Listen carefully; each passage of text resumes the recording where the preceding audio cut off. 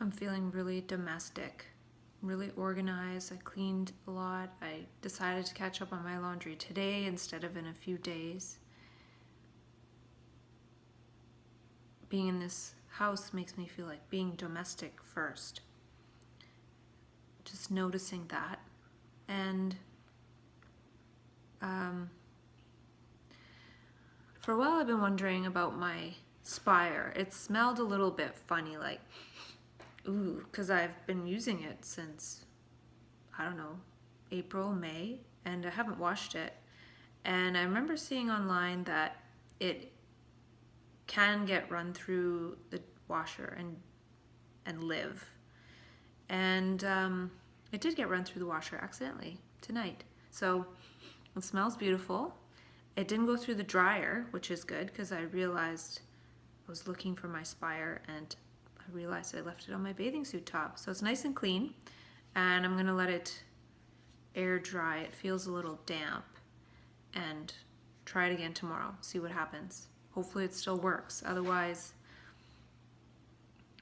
hopefully they might replace it. I remember reading somebody say that they're good at replacing it because this thing's so small, it would be so easy to lose. And so anyway, yeah, so I wrote some stuff today, and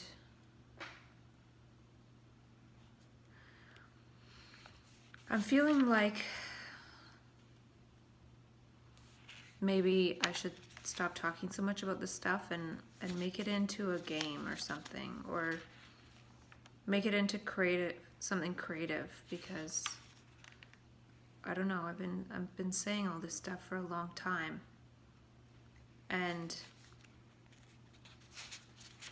you know, maybe the universe is playing a game with us, because maybe I'm saying the same kind of thing over and over. And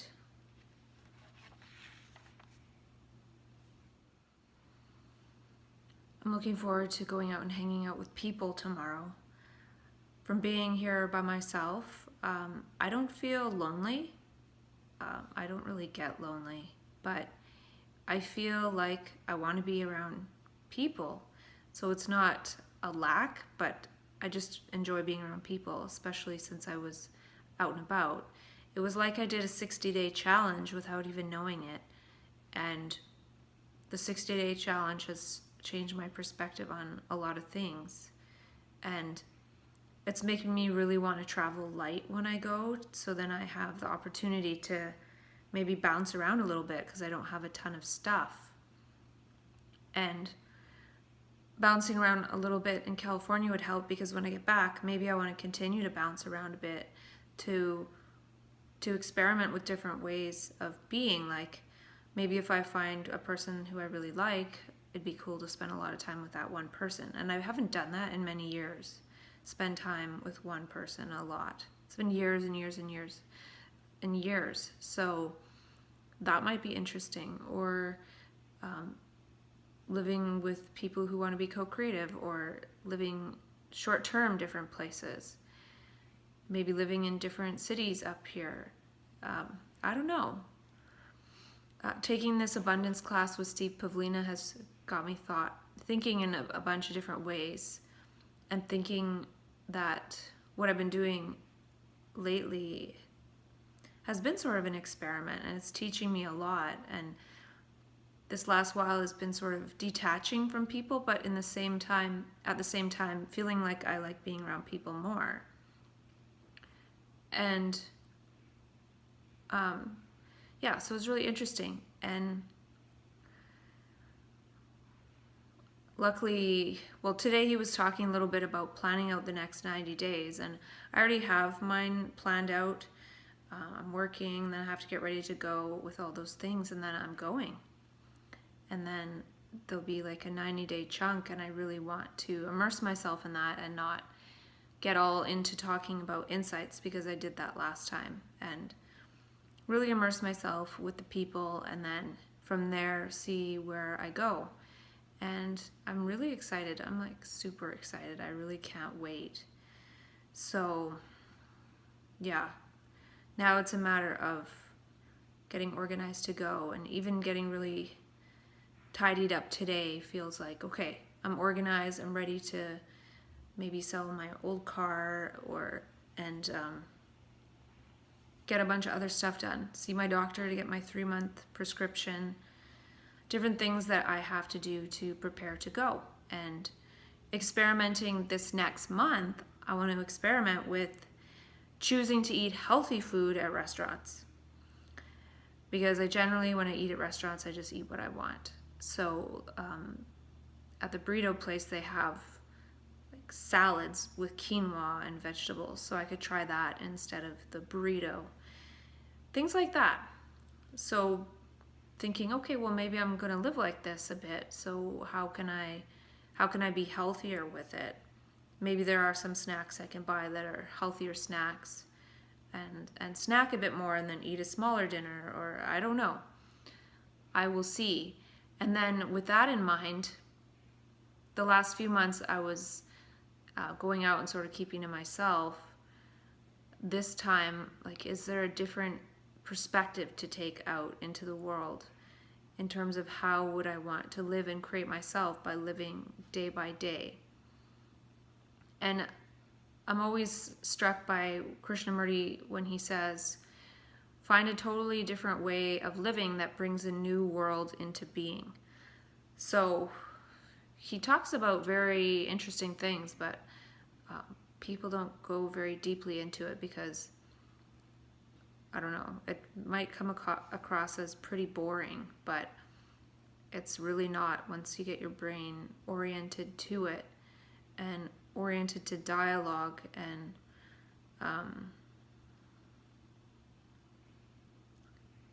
I was thinking about how, what was it?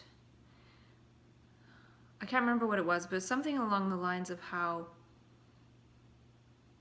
when we go into mania, we're actually in contact with universal teachings. The universe is teaching us moment to moment. And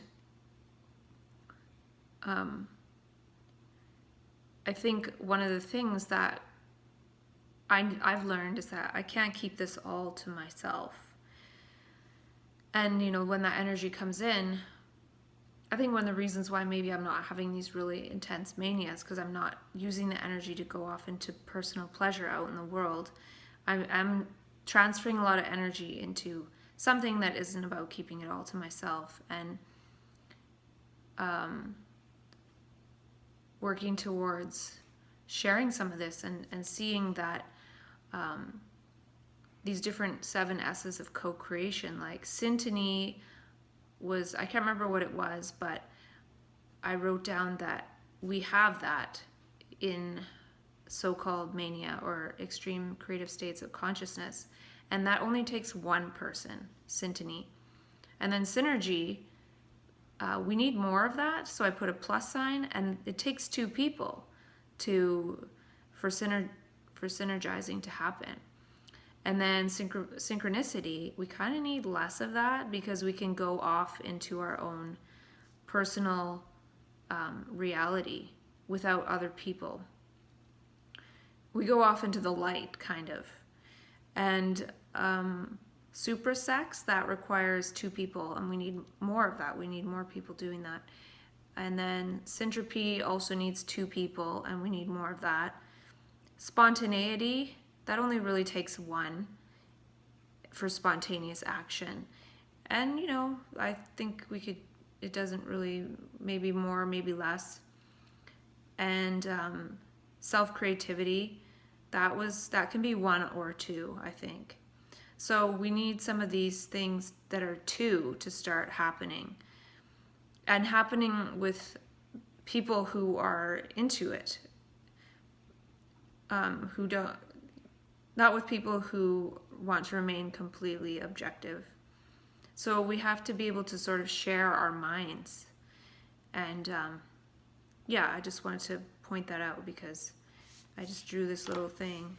I don't want to light this paper on fire. I have a candle going, but this.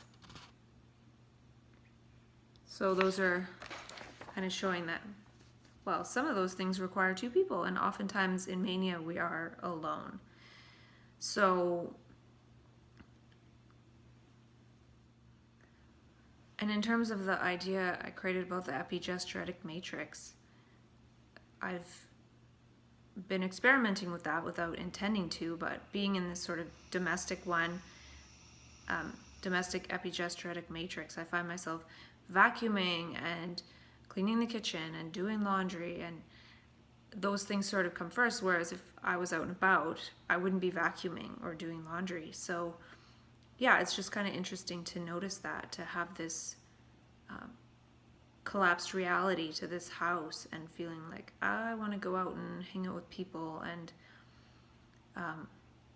so I've been hanging out with people, and I was saying that I wasn't really doing too much, but is there a way I can hang out with people and increase synergy, increase super sex, and increase syntropy? That would be cool. Like, maybe that's something to do. And maybe serendipity is another one. I can't remember what the definition is, but there could be missing ones here. And maybe that's what we know, because we're people who go into those super creative states. And that's definitely part of the richness of the state. And yeah, so I am feeling like it'd be cool to be able to make this a lot simpler. I was thinking people like Ken Wilber have definitely made something cool. I haven't studied it very much, but he talks about the integral operating system. And maybe that applies to people who go into these altered states, though people who get labeled with mental illness by going into these altered states, they don't necessarily get recommended to Ken Wilber's work, per se. But I feel that it's possible that maybe we do need a bit of a different way to change lenses and look at life, because we're thrust into that state and we get information overload, so we get to sort of figure it out in retrospect instead of in forward motion. So yeah, I'm not sure, but there could be something, like, we're not trying to go towards creating these aspects. We already have contacted, or they have contacted us. So what is the difference then? If these aspects have contacted us, what is getting in the way? And maybe it's the design of our reality, our epigestoretic matrix. We're not moving in such a way objectively that will give us these capacities subjectively. Today I increased my capacity to do laundry and vacuum and get things organized to go out for recycling and things like that. That's not really that exciting. And now I'm a bit more excited to travel and take a tent and see what happens.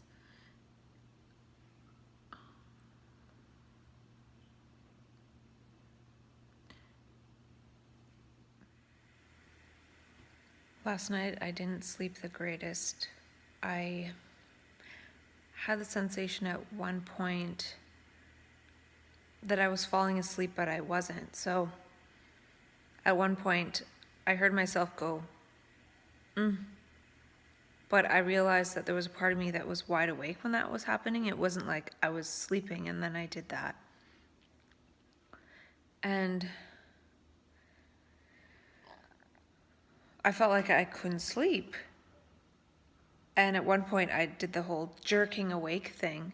And I got up and my heart was pounding, but there was no fear in it, but it felt like it was really pounding. So the fear has gone away from that whole experience of not being able to fall asleep and jerking awake. And I also, now I remember, I did see something in my mind's eye, and it looked like a hologram, and I couldn't tell what it was, but I was looking at it intensely with my inner eyes, and I could see it, but I didn't know what it was.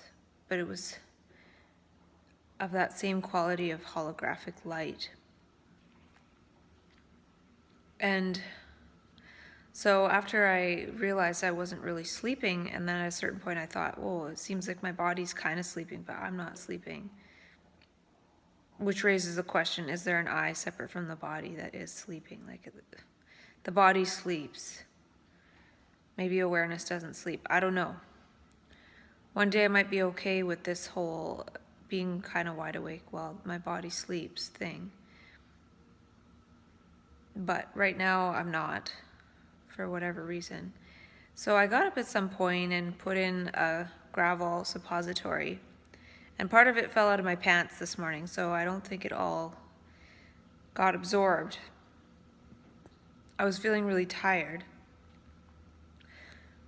but I couldn't sleep. And then I was down to less than a quarter of a zopicone. So some of this could be that my body's having trouble sleeping with not enough zopicone. So tonight I might try Nazanan. I might give this a try because maybe it'll help me get off the zopicone, which is more addictive, and maybe I won't like it either. I don't really like the idea of adding another antipsychotic, but at least it'd be good because when I see my GP mid-September, I'll be able to say, well, yeah, the Nazanan was helpful. Can I have more, please? Because that's something I don't have very much of. And I'm wondering if it could be the CBD oil cream provoking this a little bit. Like the thing I wonder is if, like CBD isn't psychoactive, but I'm wondering if the CBD could activate things that are still more in alignment with dreaming awake, or opening up perception in a different way that makes it challenging to sleep in the physical objective existence. So it's like the objective body wants to go to sleep, but there's still this subjectivity awake. And it's like, well, I want the subjectivity to go to sleep too.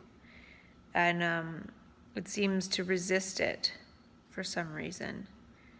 I'm not sure why, but I've talked to myself about how it seems like when one is really awake and the subjectivity is really strong in objective life too, then it's like going through another layer to fall asleep. So the layer below that is the regular consensus consciousness, which is already sleeping, in comparison to being wide awake, like in an awakening sense. The next level down, which is waking consciousness with the thought projection programming going, that's being asleep. So there's some kind of weird thing that happens there sometimes when there's trouble sleeping, and when one's gone too far into that energized state, which I could have energized by talking to myself so much and also by being alone. So I don't have people who are really grounded in objective consciousness around, and I've been resisting that, but I do feel it's kind of good for my heart to sense, like the electromagnetic of my heart, to sense the beating of other hearts that are beating with their objectivity. Their heart is like an objective magnet as opposed to a subjective one, and I'm sure my heart, if I'm down sleeping in the basement, senses that other hearts are beating and sleeping in this house too.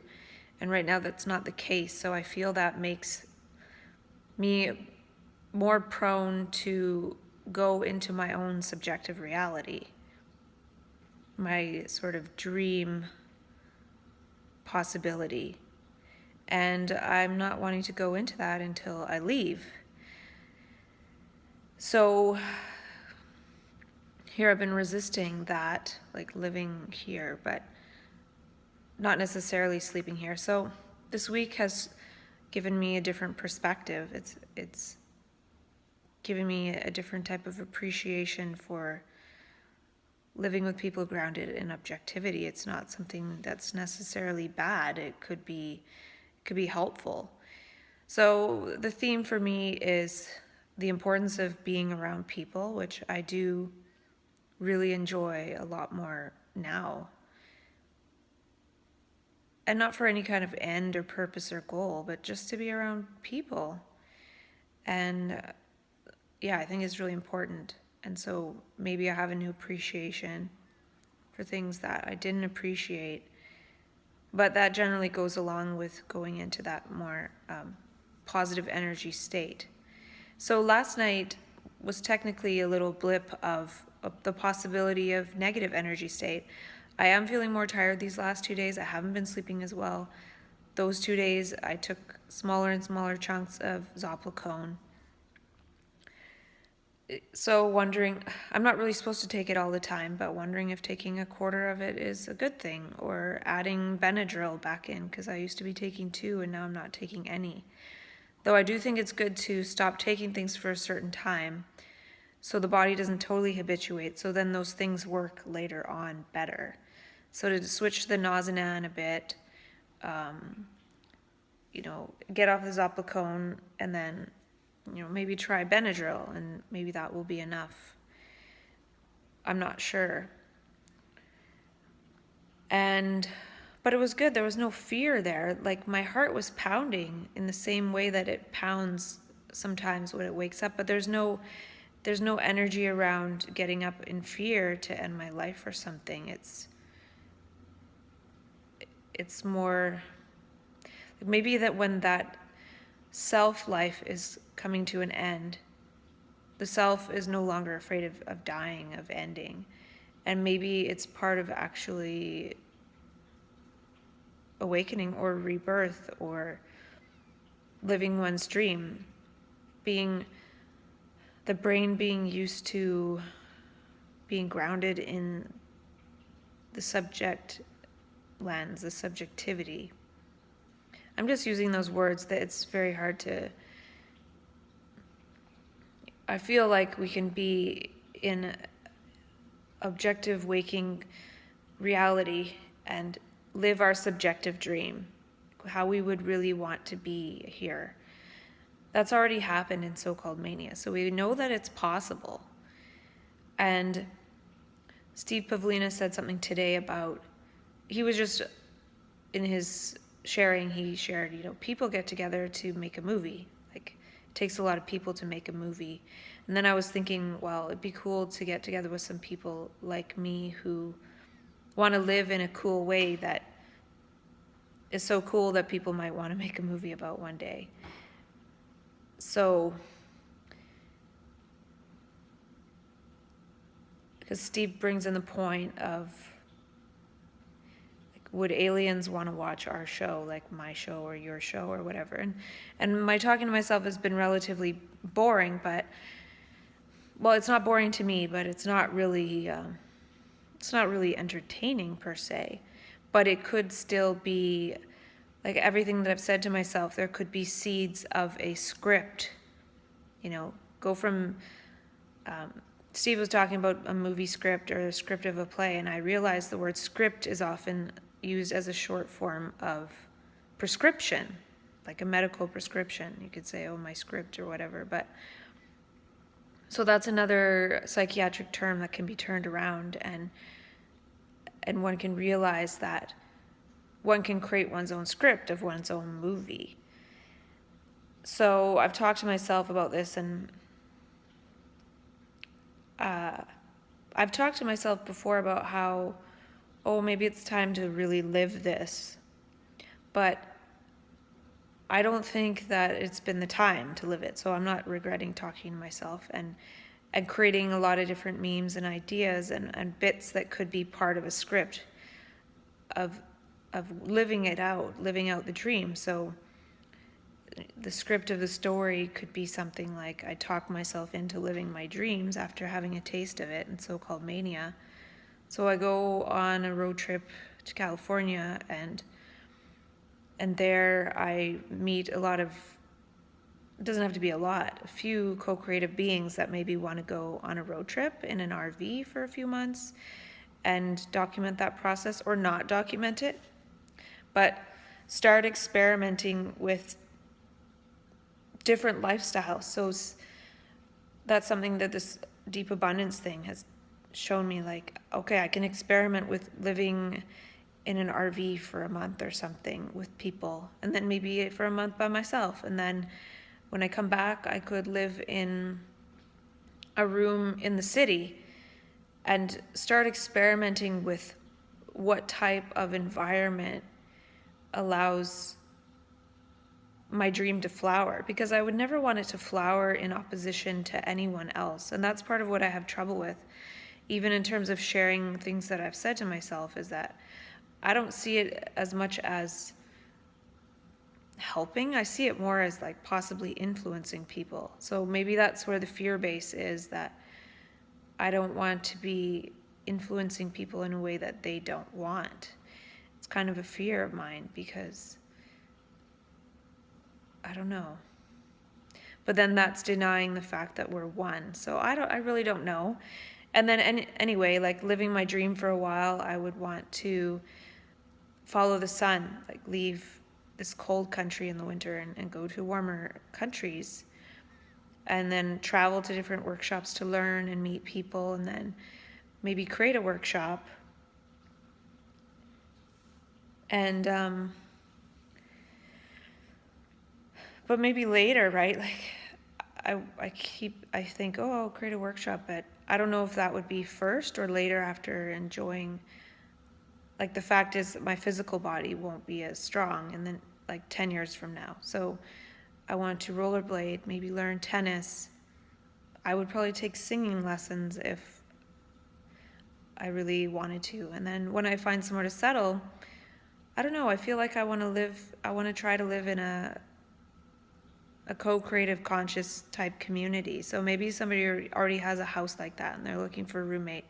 So I live in someone else's community, and then learn how to create a community with whoever. Like, I think being around people who one really resonates with, and there's a little fly, enjoys being around a lot. Like, there's certain people that I could be around all the time and it wouldn't matter what we're doing. Just being around them is so enjoyable. So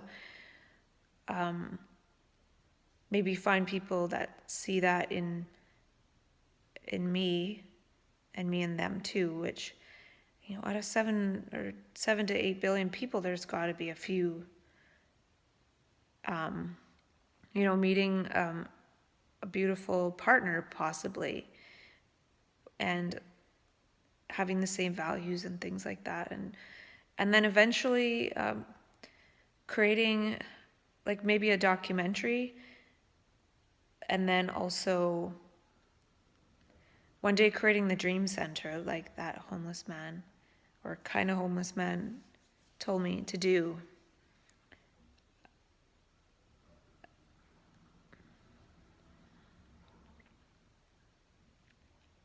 Finding people that want to co-create that with the 7 S's of co-creation. I don't know what is supposed to come first, but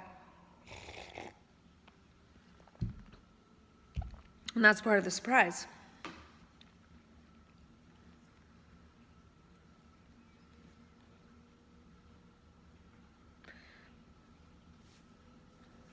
The flies out in this area are really, really friendly. So today I didn't take any DLPA, D-L-phenylalanine, which is something that also is part of the dopamine pathway.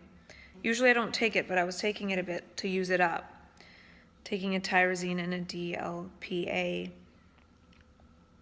So tomorrow as well, I took tyrosine and SAMe and methylfolate today, which are tyrosine's for dopamine, and methylfolate and SAMe are for methylation, which I think part of that is how the brain cells grow more, because they need epigenetic expression and blah blah.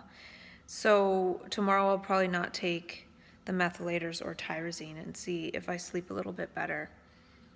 I never really try the branched chain amino acid strategy, though I could try that.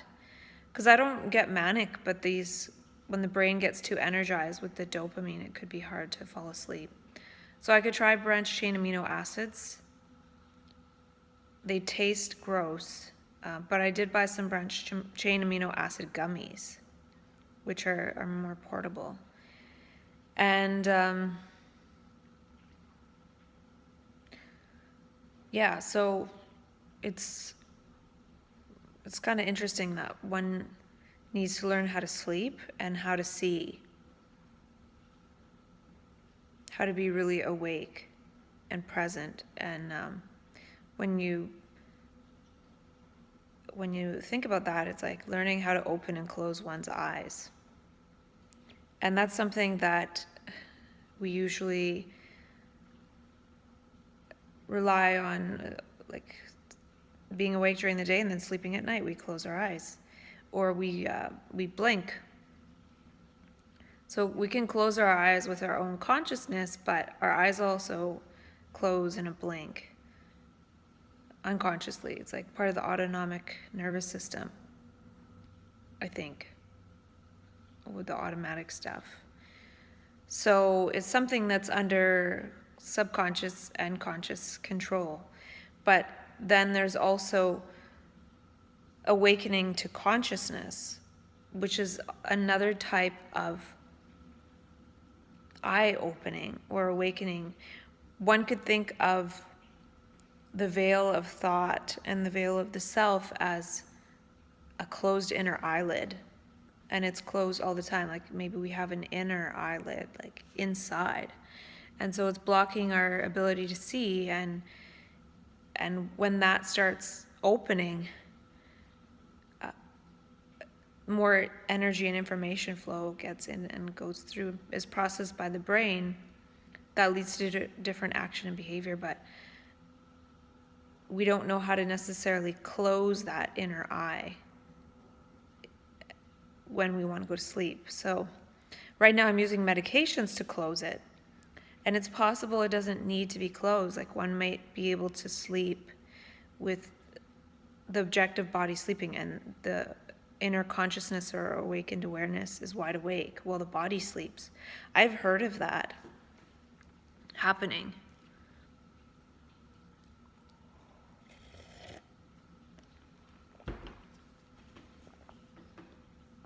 And I can kind of see something in that. From what I say, I see so much more than I'm able to put into words. But it doesn't matter really, because one has to discover these things for themselves. If I say something about the inner eyelid, what does that mean? It means something in my experience at this point, because I've been in dialogue with myself. It's funny, I bought those puppets to talk with, and today Steve Pavlina on his call number 29 talked about having dialogue with like stuffed animals. And he showed a monkey and a sheep and a tiger. And I think there was one more, I can't remember. But I bought a monkey dinosaur and a hummingbird. So the hummingbird's for joy of living dreams.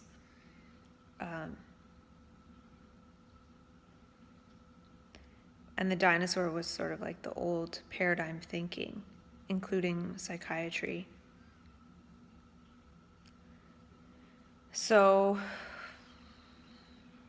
yeah, I'm going to return the monkey though, because it's just, you can't move the mouth.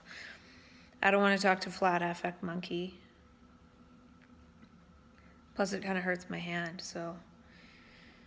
so yeah, today I get to be social, and for the next number of days I get to be social.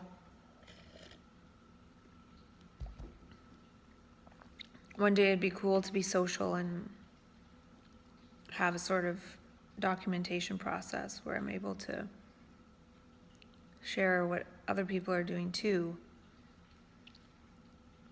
That's one of the reasons this is boring, because I'm just keeping it to myself, so I don't include other people on this for privacy reasons and things, because I don't have anything officially sorted out that way, but I will at some point. Maybe after December or January. We'll see. So I'm going to get on with my day, and yeah, kind of tired.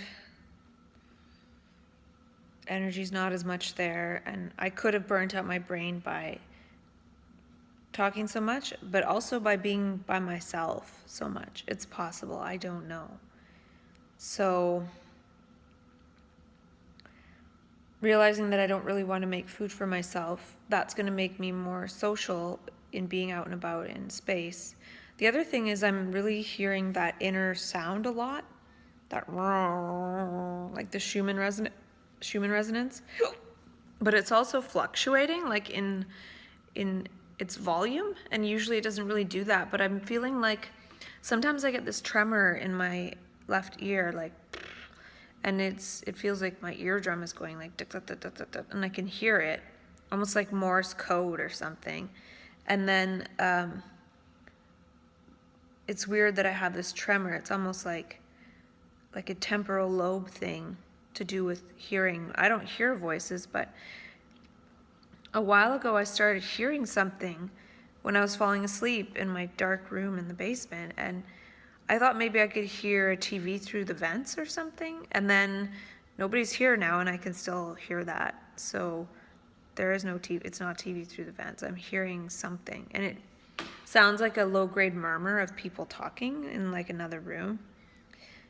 So I was also realizing too, though, that being in a dark room on a bed is kind of like sensory deprivation, and people in sensory deprivation tanks, they can hear stuff or have like so-called hallucinations, but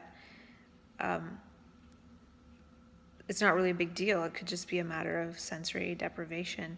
And one could also, Steve Pavlina was talking about how we have a certain amount of neurons for our visual system and a certain amount for our auditory system, and there's more for visual than auditory.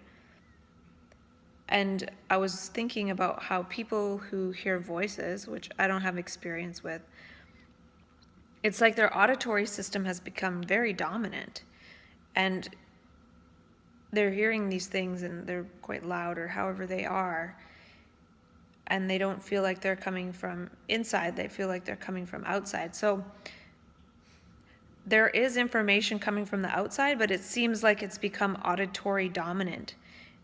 If people are really hearing voices, they're not seeing, they're not in contact with the actual here and now.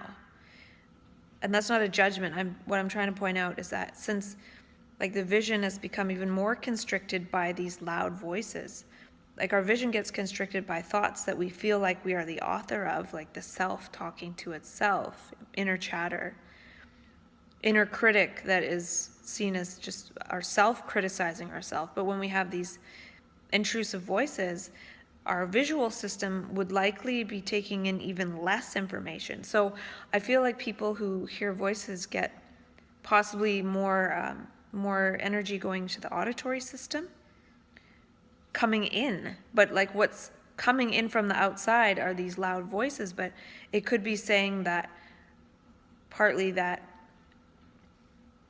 there's a mismatch between what is happening and what is coming through the ears, or supposedly coming through the ears. Too much energy coming through the auditory system and not enough through the visual, and it could be partly because people don't like what they see as their life, possibly.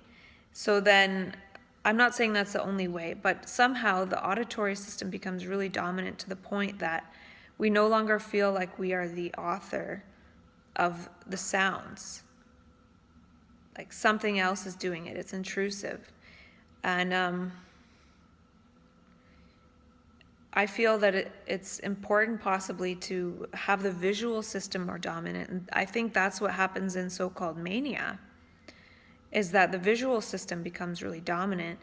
And if it's even more dominant than it is designed to be in consensus reality or consensus mode of consciousness, then it's going to take even more information. And I think that's good, because consensus is pretty boring because it's based on the repetition of the self.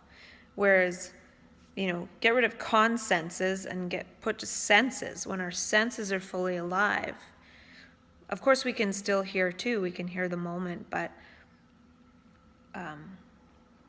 hearing voices could be a vision problem in a way. Like we're not able to see the beauty of the moment. Or the voices are trying to get us away from whatever's happening now to get to a more beautiful scenario. I think partly they're trying to scare us. Because they're scary, right? So part of it is fear. So if we have that much fear, it could manifest, if there's nothing to necessarily be fearful about in one's present objective situation, if one is feeling fear deep inside, then it could manifest as fearful voices, perhaps.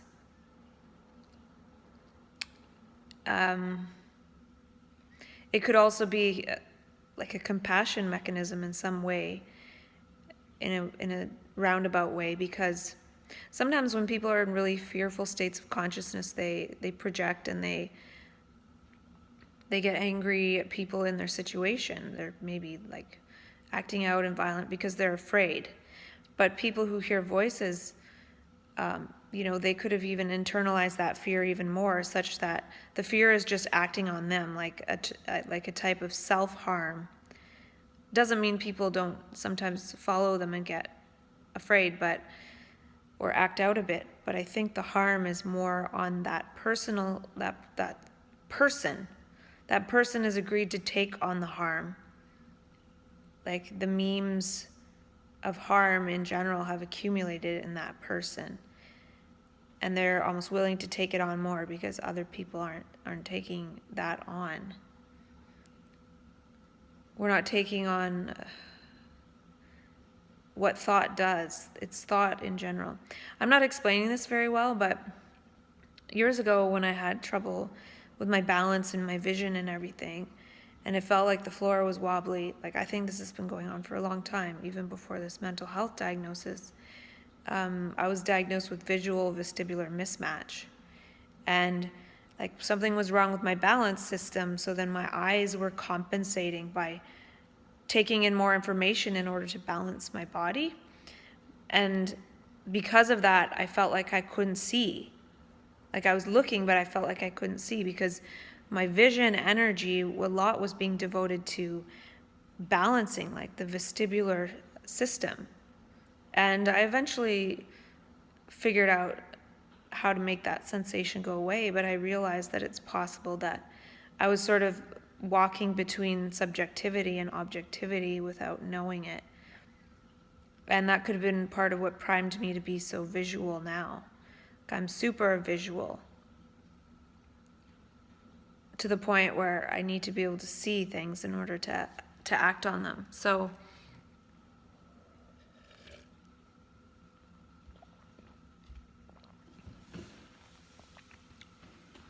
yeah, I'm not trying to say that I know what hearing voices is about, but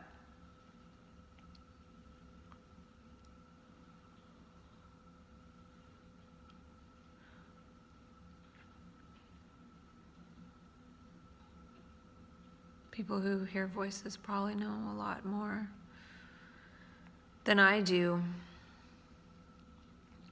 I don't hear voices, but I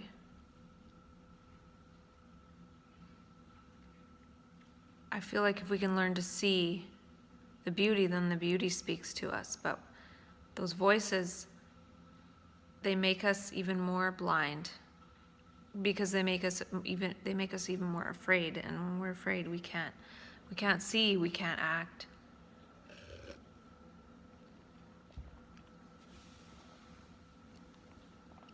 We're in fight or flight or freeze. And then it could be, a lot of people, they have voices and then they act on the voices, and this could be perception action. But since our brains are conditioned to perceive through our thought projections, we act on those. So the brain could be trying to get into perception action, but since it has these voices, it's acting and perceiving the world based on the voices. And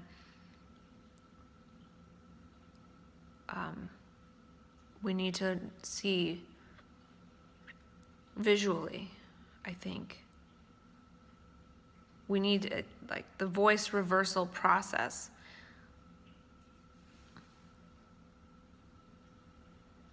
When we're in contact with the moment, the universe can speak to us instead of these terrible voices. I don't know. I really don't know. I wish I could figure out a way to help people who are suffering. Maybe one day.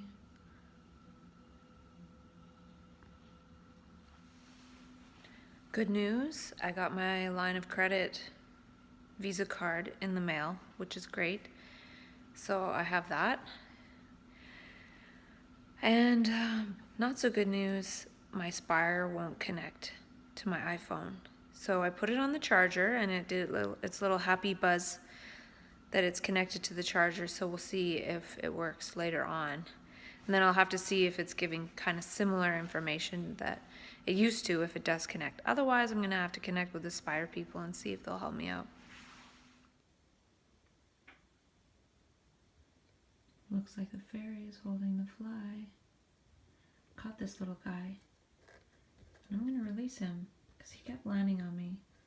And I don't want him in my space, as cute as he is.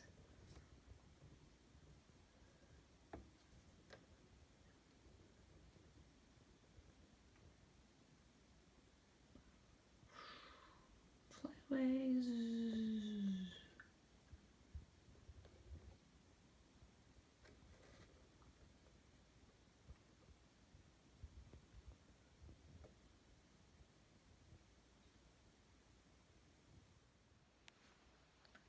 So it looks like my Spire works, even though I washed it. So now it's nice and clean and it works, which is good. And I'm feeling kind of tired and my heart feels a little funny today when I'm by myself, like when I was driving to see my friends. And then now that I'm home, it seems like it's beating faster and harder. So tonight I'm going to not do the CBD cream. And I'm going to try half a Nazanan, which is 2.5 milligrams. It's called methoprazine or something, methoprazine. And I'm probably going to pick up some Benadryl too, to try that again, perhaps. Because the important thing is sleeping for me. And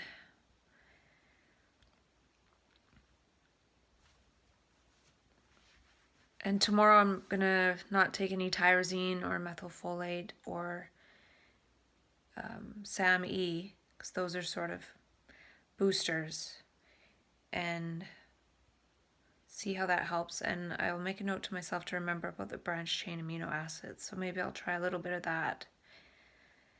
And what else?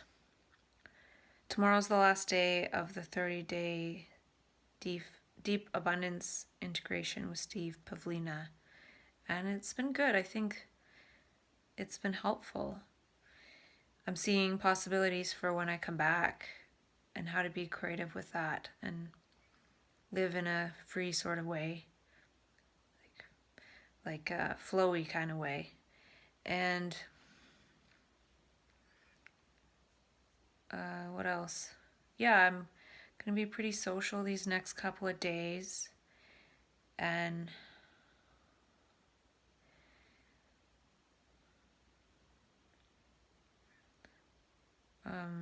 I tried to sign up for the free evening talk with the Enlightened Master that I met 10 years ago, but it's full. So I guess it's not meant to be. I often get signs from the universe that I'm not supposed to take classes and learn more from people, but I think the Steve Pavlina one was okay because it's like getting into thinking about abundance and creativity and living out one's life how one wants. And so that's in alignment. And I think it was also just showing somebody doing 30 days. And for me, I've talked to myself for 600 days. Not every day, but almost sometimes. And I think it helps me to integrate, to have a dialogue with myself And I don't know if I mentioned, but today he brought on these, I think I did mention the stuffed animals he brought on, and it's kind of funny because I did that with the puppets days ago. And yeah, so tomorrow I'm gonna go out shopping. I need to get a gift for somebody, and then yeah, just I think being alone right now isn't good. I'm feeling the difference of how my heart is beating. So we'll see how it goes with the Nazanan. I don't know if that's really a good one or not, but if I get a good sleep, that's good. If I feel weird because it's an antipsychotic, whereas the Zopicone isn't, then we'll see. Some of this too could be withdrawal effects from the Zopicone. I was feeling kind of like pins and needles in my arms and stuff a little bit. So I have to remember that coming off that might not be super easy. So yeah. I don't know if there's anything else I wanted to say today, but it was a good day. I felt fine when I was out and about, but a little bit of like shortness of breath and like heart. And that sound is really loud. I think it's just almost like echoing off the walls. I don't hear it when I'm out and about because there's enough other sound to mask it. But when it's really quiet and I'm by myself, I can hear it. It's not really that annoying, but it sort of picks up in intensity as my heart picks up. It sounds almost like maybe a magnet, like a spinning magnet or something. I don't know, but I'm going to try and get ready for my trip and be ready early in the month so then I can focus on enjoying myself the last few weeks and stuff like that.